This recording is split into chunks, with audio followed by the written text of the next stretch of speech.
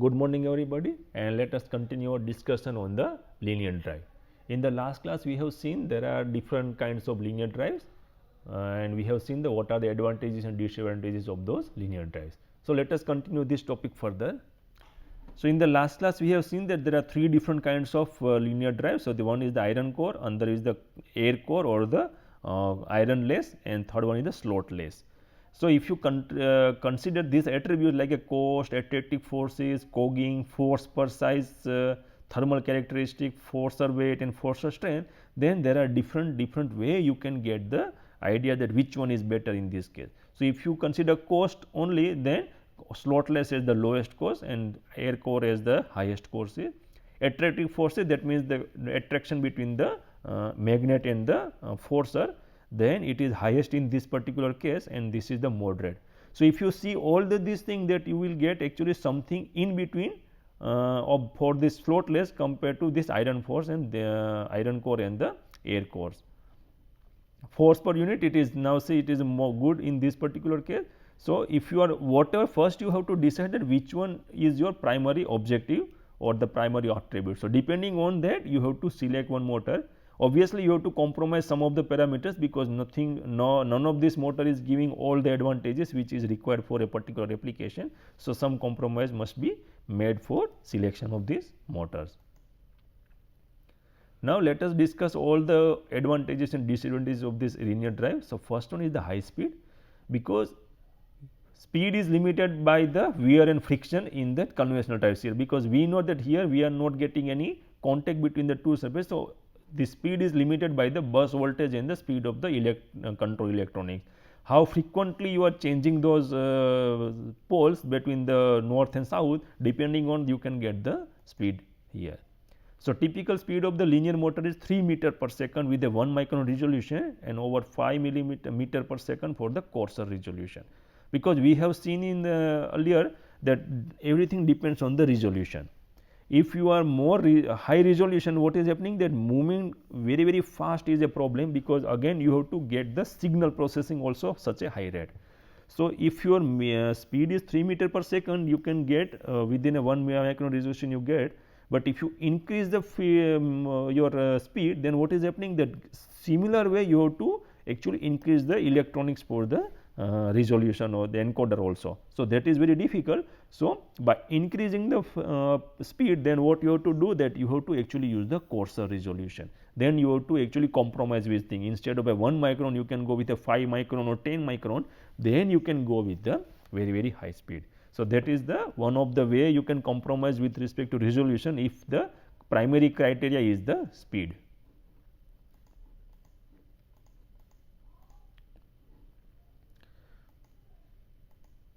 So, it is a maintenance free mostly, because it does not have so many mechanical components, and another thing that there is no contacting parts. So, whatever is the moving parts, those moving parts are separated with each other. So, it does not have any wear. So, that is the way it has some advantages in terms of maintenance. Higher precision is there. So, here everything depends on the feedback devices, the accuracy, resolution and repeatability of a linear motor driven device is controlled by the feedback devices. So, what is the, with a wide range of linear feedback device available, resolution, accuracy are primarily limited by the budget and the control system bandwidth, because we know that we are getting a feedback resolution of linear encoder with a 0.1 micron also. So, but the cost is also very high. So, everything is depends on the what is the budget of your system and what is the control system bandwidth, that how frequently you are getting, how many data you are passing from a 1 second or the 1 unit time. Response is very fast here, because it is give response rate with 100 times more than that of the mechanical transmission. So, that is the advantage here. So, because of that, what is happening, you will get faster acceleration and settling time and no more throughput. So, that means that suppose you are starting one motion, suppose you want to move one component from here to here with a speed of a, consider that 3 meter per second, correct. So, initially it is at the rest, correct. So, from resting position to reach this particular location, you have to spend some time here, correct. So, if you see this particular graph, this is the velocity then it will start and then it will reach to this particular part. So, you consider this is the 3 meter per second, then you have to spend some time here. So, this is called the settling time.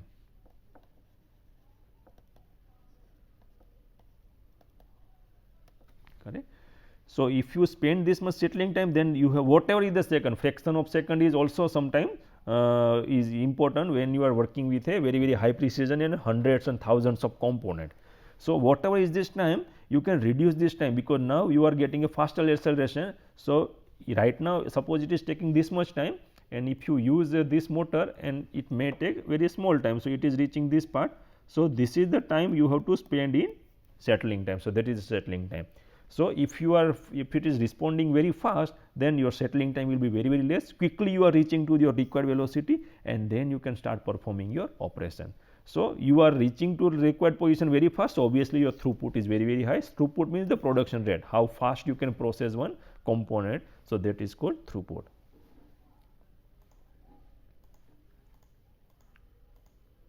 Right? Stiffness, because no mechanical linkage is there. So, it is a matter of the gain and the current. So, how much is the current you are supplying, and depending on that you can get the stiffness of the motor, and it is limited by the motor peak force and the current available and the resolution of the feedback. Because if you want to make it more and more stiff, then what is going to happen, that you have to sacrifice with the resolution, because then your weight will be very high, inertia forces will create a problem at the later stage. Zero backlash is there, because without mechanical transmission component we do not have any backlash here, that we have seen in the air bearing also and the hydrostatic bearing also. Resolution consideration, because motor must be displaced by a one feedback count before it will begin to correct its position, because that we have seen that if your feedback device is a 1 micron, then your motor must be displaced by 1 micron in that particular direction. And we know that there are wide range and size are available. So, depending on your application, you can find out that how much is the distance you want to move, 10 millimeter, 1 millimeter, 100 millimeter. Depending on that, you have a different size, as well as weight also. If you want to keep a 500 gram weight or 1 kg weight, depending on, you have to select a motor. So, there are wide ranges available. So, selection is not a problem with this particular motor type. Only thing is the cost is important, how much precision you require. Based on that, you have to select a linear drive. But since there are systems with a very complex circuitry, there are some disadvantages also associated with the linear drive. So, first thing is the cost. Now, these motors are very costly, and relative volume produced and the price of the magnet, because what we are doing here, that we are using a rare earth magnet, and these magnets also you have to make a very flat, because you have to also make those things precise. So, longer travel motor becomes more expensive, because we have seen that we are putting more magnets to get the longer travel, correct. So, that is the reason that if you are increasing the travel length, then your cost will be increased, because you have to put more number of magnet with a very highly precise dimension, because there are also tolerances with the magnet. If your magnets are not as per the design, then you will not get the complete assembly done within the tolerance limit. Another thing is it is coupled with the linear encoder. So, linear encoders are costlier than the rotary encoder, because what is the thing here, that I will let me discuss those things that location, because rotary encoders are just a disc only. So, whatever is the travel length you are getting, that is the size of the rotary encoder will not change, but if the length is very large, then what you have to do, you have to make the linear encoder also very large. So, and this is the way that your linear encoders are very expensive compared to the rotary encoder. Again, the cost of the linear encoder increases with the travel length. So, if you increase the travel length, two things happen. One is the cost of the magnet increases, and another is the cost of the linear encoder increases. So, cost is a big issue for acceptance of this linear drive for different applications. Higher bandwidth drives and controls are required, because we know that we are moving very fast way, because for moving 3 meter per second, you have to switch over this current very frequently, and that is making very problematic situation when you are working with a fast version. So, these are the no mechanical reduction between the motor and the load. Servo response bandwidth must be faster. right. So, how fast you are responding to the signal, the way you are changing the switching the power supply, then how much time it required to move these things. So, everything should be very fast, and when you make this thing fast, then heating is also one of the issue. So, this includes the higher encoder bandwidth in the servo update set. So, you have to frequently update the next position whenever it is reaching the part, because if you are moving from one location to another location with 3 meter per second and you are stopping that things instantly at that location, then that servo rate should be updated, that location has been reached to that part. So, now you have to stop that part. So, inertia is also playing important role, how fast you can stop at one location. Force per unit package, that means what is the size of the component, how much is the force you are getting. So, in this case, this is the downside of this particular motor. So, that linear motors are not compact force generator, because if you want to generate a very high force with a small volume, so that is not the right choice for that, compared to the rotary motor with the transmission offering the mechanical advantage. So, if you take this advantage, that suppose you want to create a 65 Newton of a continuous force. So, if you take this force, then how much is the cross section of the motor is required? So, you have a 50 by 40 is the cross section what is required. But if you see the 10 millimeter diameter of a bolt screw, at that time it can generate 400 Newton of thrust. So, if you see this particular thing, then one way we are talking about the force which is very high in case of a bolt screw, and the dimension, if you consider how much is the dimension of the system, then it is a 50 by 40, but here within a 10 millimeter diameter you can get very high. But this is not the criteria of selection of the drive, because what is our objective to select the or use the linear drive is the precision and the friction and wear less component. But this is one of the example that if your primary target is the force, then it is better to go with the other systems. Heating is a issue, because heating is because of the current supply. In most linear motor application, forcer is added to the load. So, any I square R losses are then directly coupled to the load. So, that is the problem here. But many times what happens that we apply some of the thermal management techniques. So, that is mostly the air cooling or water cooling we apply. So, in that case we can actually reduce this heating problem very low level. And other thing that we know that heating is because of the electrical supply only, not because of the mechanical friction and wear. So, that is one of the ways that we can make this thing this particular disadvantage very low, so that you can actually neglect this thing for the other application. No minimal friction, because this is what we required, but sometimes what happens that this is also creating a problem, because you have to have little bit of friction. So, let us see that this is may not sound like a problem, but it has a problem. Now, consider a situation, the linear motor is traveling with 3 meter per second and it loses power. Now, what is happening here, because if you do not have a minimal friction, then what is going to happen, that this particular whatever motor is moving, it will directly go to the end position without wasting too much time. That means, it will not take so much of time to reach to the end position. So, it will strike to that location, and then there may be some mechanical damage or some other problem. So, this is actually our requirement, but sometimes when you are not you do not have a power backup or some other electrical connection, then what is going to happen, that where in a sudden power failure or something happens, at that time controlling of this particular system is a problem. So, you have to have some type of stopper, or so that even if there is a power supply, you have a power backup. So, you can smoothly reach to the one location, or you put some stopper, so that it will not directly strike to the end position or the limit switches. So, those are the disadvantages of the linear drive. So, now coming to the feedback encoders. So, till now whatever we were discussing, every time we have seen that feedback controller or the feedback encoders are playing important role.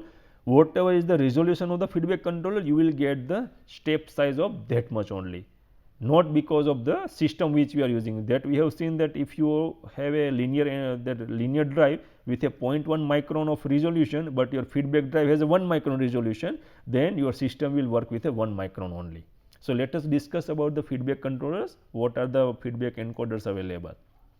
So, how small a part you can successfully machine depends greatly on the drive and the motion technology built onto your machine, micro machine, right. So, there are position feedback. So, position feedback means there we have two position, one is the linear position, one is the rotary position, correct. So, in that way we have two encoders, one is called rotary encoders, which will measure the rotary position or the rotational direction of that. Other than rotary direction, you can also get the linear position by the rotary encoder, we will see that thing. Another thing is the linear encoder. So, for position bit back we will look about, because if you are looking with a spindle RPM, then you have to put a rotary encoder into the spindle, and if you are talking about the x, y and z linear motion, then either you use a rotary encoder or you can use the linear encoder. So, these are the two things, and other than two, there are two different types also. If you are talking rotary encoders, it has two types, incremental encoder and the absolute encoder, and similarly for the same way for the linear encoder also. So, total we have 4 different type of encoders. One is the incremental rotary encoder, absolute rotary encoder, incremental linear encoder and the absolute linear encoder. So, let us see those things, that how these things are playing important role. So, first thing is the rotary encoder, incremental rotary encoder. So, this is the diagram of that part. So, what is this thing? That it is an electromechanical device which convert angular motion to a analog value or the digital code. So, right now we are talking about this particular incremental. So, how this thing is making sense? So, it has, this is the motor shaft, correct. On the motor shaft we have attached one rotor plate. So, what is this rotor plate? If you see this rotor plate says some marking here. So, this whatever is the black color,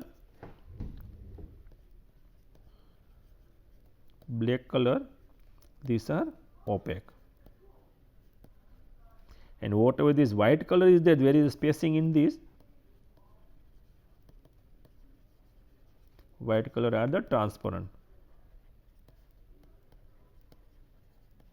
correct. And now, what is happening here? So, this is what we are talking about, this outer periphery, correct. So, we have a light emission diode. So, light will pass through this thing. It has a 3 light source, and similar to that we have a slit A, slit B and the slit Z, correct. So, when light is passing through this thing, now consider this situation that we have a, these are this part and these are the, consider the opaque and the transparent region.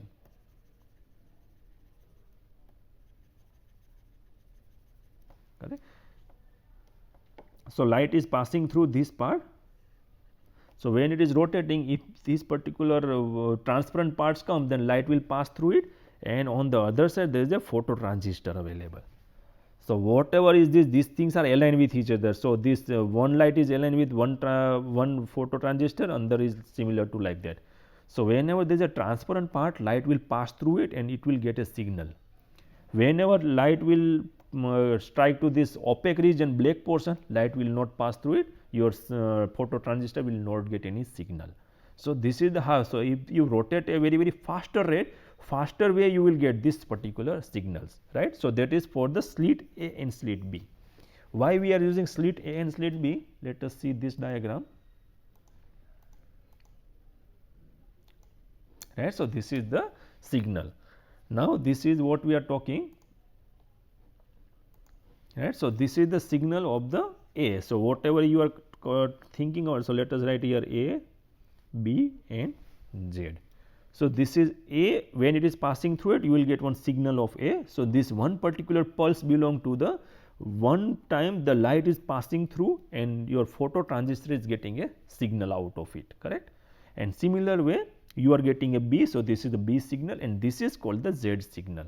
So, what is this Z signal? Because now if you see this A and B are actually lying on this particular black and white spoke kind of thing, but here if you see the Z is here. So, Z is actually the reference position.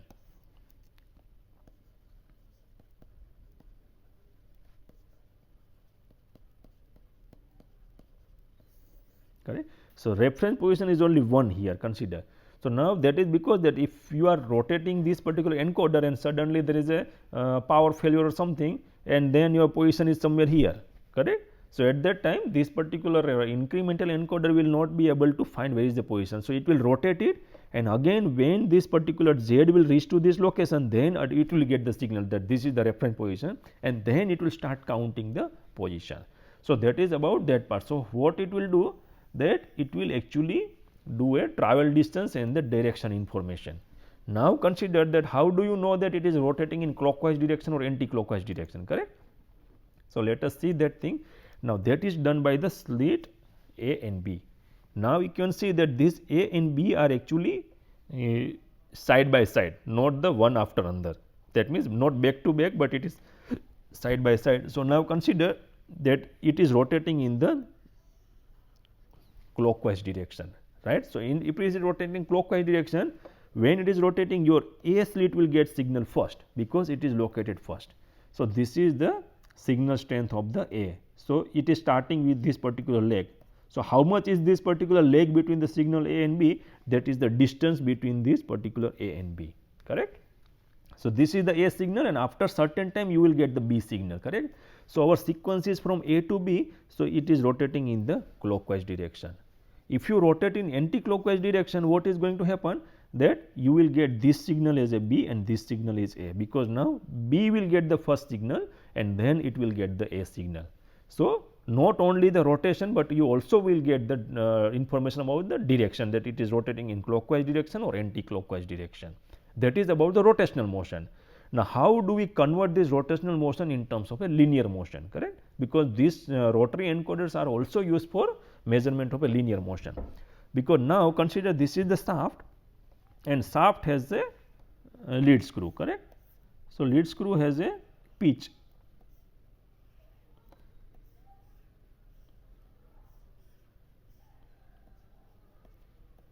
correct. So, now first we have to find that what is the amount of rotation. If it is a 360, because we know the what is the pitch, that if you rotate one shaft with a 360 degree or one rotation, how much is the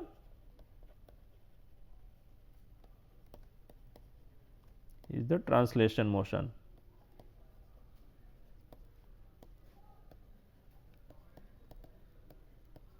Correct. So, that is pitch. So, if you are rotating one full rotation, we know the what is the pitch of the lead screw. Suppose it is a 5 millimeter, 5 mm of the pitch of this lead screw, then what is going to happen, that fill one rotation you may move the 5 millimeter in the translation motion. But if you move just a 1 degree or 2 degree, then what you have to do, you have to divide 5 divided by 360 degree. So, that you will get a one again motion in that particular direction. So, whatever is the motion you are getting, you have to actually back calculate with a calculation of the rotation and the pitch screw, and whatever count you are getting, that count you have to find that counts the number of output pulses. So, whatever is the pulse, one pulse equal to the distance between these two things, that how much is the spacing between this black color and white color. Smaller the spacing, higher is the resolution, correct. So, this is the spacing. So, how you can define the smaller the spacing?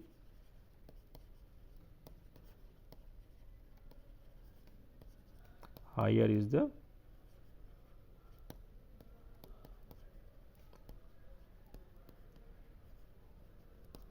resolution, correct. So, that depends on what is the spacing, which is 1 micron, then you will get the signal within a 1 micron. If it is a 0.1 micron, you will get a signal with a 0.1 micron. So, that is how you can make it.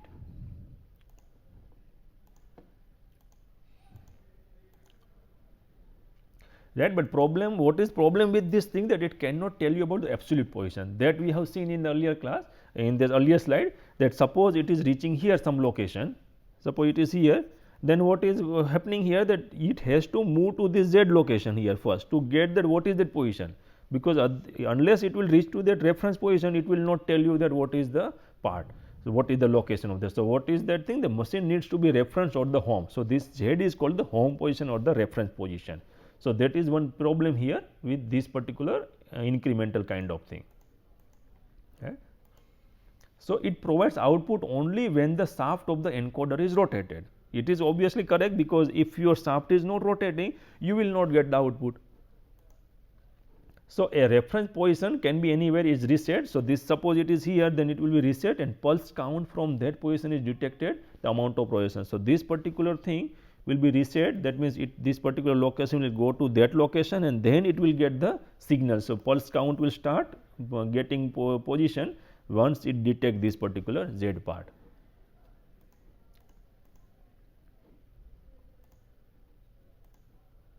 Right. Second one is now the absolute. So, the earlier case was the rotary kind of thing. So, what is the advantage? Earlier disadvantage was it was not able to find the exact position, that means instantaneous position, but now this one is called absolute. So, output is in the form of a this was, so it is able to get this thing done.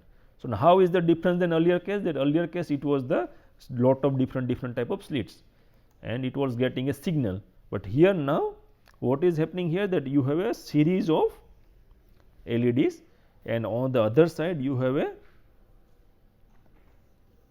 photo transistor on the part. So, now here what is happening, that it is creating one type of code here. In earlier case we are getting one signal here, but here it is getting a code and that code is actually unique for each and every instant of the rotation. So, when you are rotating this part, so this black color and this white color part, everywhere it will generate one signal, and whatever is the final output of this all the signals, you will get a binary code and that binary code belongs to the one particular location of the signal. Right. So, it consists of a glass or plastic disc with a opaque and transparent area. So, these are the opaque and transparent area. In earlier case this was available, this outer periphery whatever is this lines are available, but this is working on a different principle. So, light source and the area of photo detector reading the optical pattern. So, here you are getting one optical pattern. Earlier case we were getting one 2 or depending on 1 or 2, that is called A slit and B slit and Z slit, you are getting some waveform here. Here also you are getting waveform, but these are the unique for a one particular instant, but in the earlier case you were getting the same thing. So, that was the difference. It produces a unique binary code output for each distinct angle of the shaft. So, what is the advantage? The shaft position is always not even after power failure, right, because now once it is rotating, what is happening here, that if this is the one particular situation, that this is the particular location through which it is passing the light. So, if that is the case, then what is happening, that wherever you are not getting any signal, so those particular things are actually 0 and you are getting signal from few location only. So, for each and every location you are getting a unique system, that means there is a distinct angle or unique binary code. If binary code is unique, then you will never miss that position. So, as soon as light is switch on again after failure, then your shaft or that encoder will tell you the where is your position exactly here. But that was not the possible in earlier case, because in that case if that Z was here, then you have to move to that location and then it will start the counting of the linear motion or the rotary motion. So, there was a lag if you are talking about the incremental encoder, but this is the instantaneous motion detector, that is called absolute encoder. So, let me finish this class here. We will continue discussion about rotary encoder and the linear encoder as well as for some other purpose in the next class. Thank you very much.